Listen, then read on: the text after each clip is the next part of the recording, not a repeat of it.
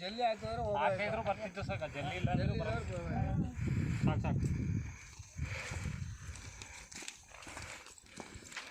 Mute ಮಾಡ್ತಾನೆ ಫೋಟೋಗೆ. ಯಾವ್ದಮ್ಮ ಮನೆ? ಏನು ಮಾಡ್ತಾ ಇದೆಯಮ್ಮ?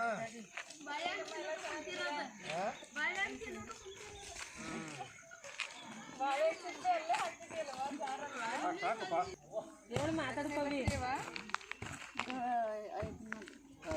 ಐದನೇದ ಆರನೇದು ಇಲ್ಲಿ ನೋಡು, ನನ್ನ ನೋಡ್ಬೋದಾ? ಮತ್ತೆ ಚೆನ್ನಾಗಿದೆಯಾ? ಎಷ್ಟು ತಿಂಗಳಾಯ್ತು? 8.5. ಹೆರಿಗೆಗೆ ಎಲ್ಲಿಗೆ ಹೋಗ್ತೀಯಾ? ಈ ಆಪ್ರೇಷನ್ ಮಾಡಿಸ್ಕೊಳ್ತೀಯ ಈಗ ಇಲ್ವಾ? ಆಪ್ರೇಷನ್ ಮಾಡಿಸ್ಕೊಳ್ತೀಯ. ಎಲ್ಲಿ ಎಲ್ಲಿ ಸರ್? ಎಲ್ಲಿ? ಬರ್ತೀನಿ ಸರ್, ಬರ್ತೀನಿ. ಯಾವ್ದಮ್ಮ ಮನೆ? ಇದೆ ಸರ್. ಯಾರು? ರಂಜಿತಾ? ಅಮ್ಮ ನೀವೇನಾಗಬೇಕು?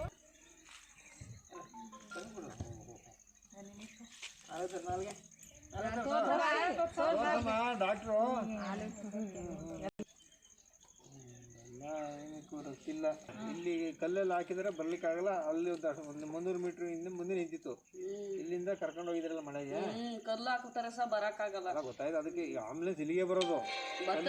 ಮೀಟ್ರ್ ಇಲ್ಲ ಅಲ್ಲಿ. ತಗೊಂಡ್ ಬಂದಿದ್ದು ಅಷ್ಟೇ. ಅಲ್ಲೇ ಆಂಬುಲೆನ್ಸ್ 300 ಮೀಟ್ರ್ ಅದು ಹಿಡ್ಕೊಂಡು ನಡ್ಸ್ಕ ಬಂದ.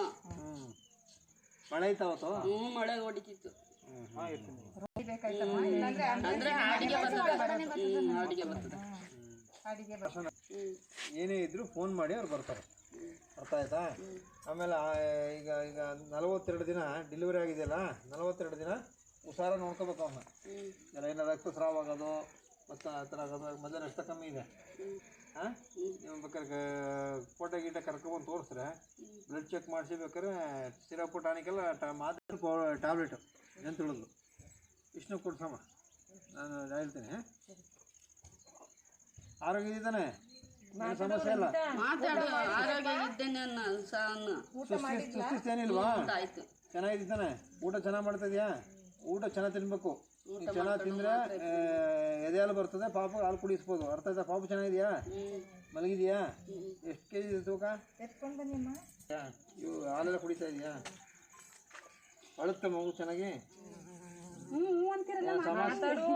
ಏನೋ ಸಮಸ್ಯೆ ಇದ್ರೆ ಇಲ್ಲಿ ಹೇಳ್ಬಿಡು. ಕಣ್ಣು ಬಿಟ್ಟಿದೆಯಾ? ನಿದ್ದೆ ಮಾಡ್ತಾ ಇದೆ.